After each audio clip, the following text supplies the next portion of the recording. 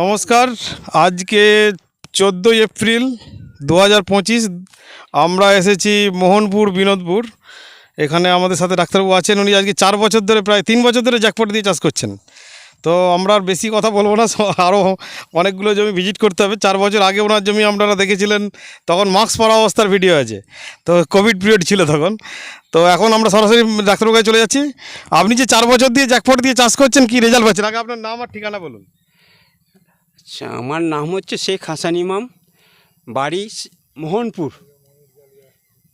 Raina two Madhabdihi, পূর্ব বর্ধমান। আমি এই 4 বছর ধরে আপনার জ্যাকপট দিয়ে চাষ করছি। তাতে করে আমি দেখেছি আমার ধানের যে ব্যাপারটা, পাশাপাশি যারা রাসায়নিক সার দিয়ে চাষ করে, সেই রাসায়নিক চাষ করার যে ফলন দেখে মনে হচ্ছে আমারটা থেকেই এই ধানটাই ভালো হবে রাসায়নিক দেওয়া। কিন্তু আমরা পরবর্তীকালে যখন ঝেড়ে কমপ্লিট করি, তখন দেখছে না একটা দম ভারী, যেটা বলি না, ওয়েট, যে ধানের ওয়েট, তখন বুঝতে পারে যে না, আমার ধানটা ঠিকই আছে ওদের থেকে। কিন্তু দেখা গেল তার ধানের ওয়েট আমার ধানের ওয়েট অনেক ফারাক। রাসায়নিক আর কীটনাশকের খরচ কমেছে? হ্যাঁ, আমি তো এবছর আপনার 2বার স্প্রে করেছি শুধু কীটনাশকের। আর মাজরা তো ইঞ্জিনিয়ার, আপনাকে তো মাজরা মানে মেরি আপনাকে দিতেই হবে। তাহলে আমি 2বার স্প্রে করেছি আর 1বার দানা দিয়েছি। এর বাইরে আছে। রাসায়নিক সার কত খরচ কমেছে? রাসায়নিক সার অনেকটাই করে গেছি। আজ 4 ভাগের 1 ভাগ দিচ্ছি। 4 ভাগের 1 ভাগ? হ্যাঁ। 4 ভাগের 1 ভাগ দিয়ে ধান কি 4 ভাগের 1 ভাগ হয়েছে? না, বরং ভালো, তার থেকে আরো বেশি ভালো হচ্ছে। হ্যাঁ, বেশি আরে ভালো। দুটো শীষটা আমি অন্য, আমরা তো লাইভ ভিডিও করছি, আপনি শীষটা দুটো ধরুন তো। এই যে শীষটা ধরুন, ধানের শীষ।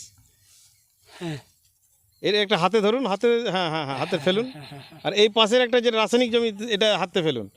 কোন শীষটা ভারী লাগছে আর কোন শীষটা গাঁথনি ভালো লাগছে? ভারী এইটা ফলকা, আর এটা আপনি দেখুন না, যেটুকু গাঁথা আছে সলিড, এবং সলিড একদম।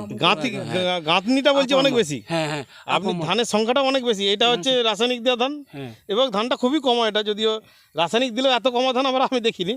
আর এটা জ্যাকপট দিয়ে 3বার চাষ হয়ে গেছে, তাই তো? এবং এখনো গাছের যে কালারটা আছে, খুব সুন্দর কালার আছে। কিন্তু আমি দেখেছি আমার জমি জ্যাকপট দেওয়া, এটা আমার অভিজ্ঞতা অনুযায়ী একটা মাটি পরপর গাছের বৃদ্ধি, এবং মনে হচ্ছে যেন ধান হবে না, গাছ অন্য থেকে হলে এবছর এরকম হয়ে গেল। কিন্তু পরক্ষণে কিছুদিন ধীরে ধীরে গাছটা এসে গেল। কি সুন্দর! হ্যাঁ, ধৈর্য থাকবে না তখন। অন্যান্য আমাদের থেকে সেই পাশের যে রাসায়নিক দেওয়া, তার ধৈর্য থাকবে না, আমাদের ধৈর্য এতদিনের না, ধানটা তো আজ হয়ে গেল অদ্ভুত। একদম ধীরে ধীরে বৃদ্ধিটা হয়, রাসায়নিক হু করে বাড়ে যায়। রাসায়নিক হু করে বেড়ে গেল, একদম চলে এলো। এটা খুব ভালো পয়েন্ট বলেছেন। অনেক চাষি এবছর যারা নতুন চাষ করেছে, ভয়ে রাসায়নিক দিয়ে দিয়েছে, তারপর পাতা জাপতে হয়। আমি সন্তুষ্ট, এই ব্যাপারে আমি সন্তুষ্ট। যাক, ধন্যবাদ আপনাকে। আমি সন্তুষ্ট। তো আপনি এতদিন ধরে চাষ করছেন আমাদের সঙ্গে এবং মানুষকে বোঝাচ্ছেন। তো আমি যে দেখছি ধানের যে গাঁথনি, এবং ধানের অসাধারণ গাঁথনি, ধানের গাঁথনি অসাধারণ না? হ্যাঁ, একদম অসাধারণ গাঁথনি। একদম পুরো মানে দানাগুলো পোস্টাই হয়ে শীষ একদম নুয়ে পড়েছে। প্রদীপ্তবাবু কি দেখছেন?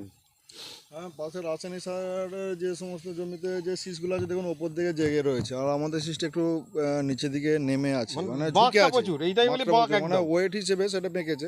আর এগুলো একটু দেখুন খাড়া পাশে। ধানের গাঁথনিটা কি পার্থক্য দেখা যায়? গাঁথনির পার্থক্য হয়ে যাচ্ছে না? হ্যাঁ, গাঁথনির পার্থক্য বলতে যেটা রাসায়নিক সারের গাঁথনিটা একটু কম আছে, আর এটা আমাদের ঘন আছে, আরো ঘন আছে।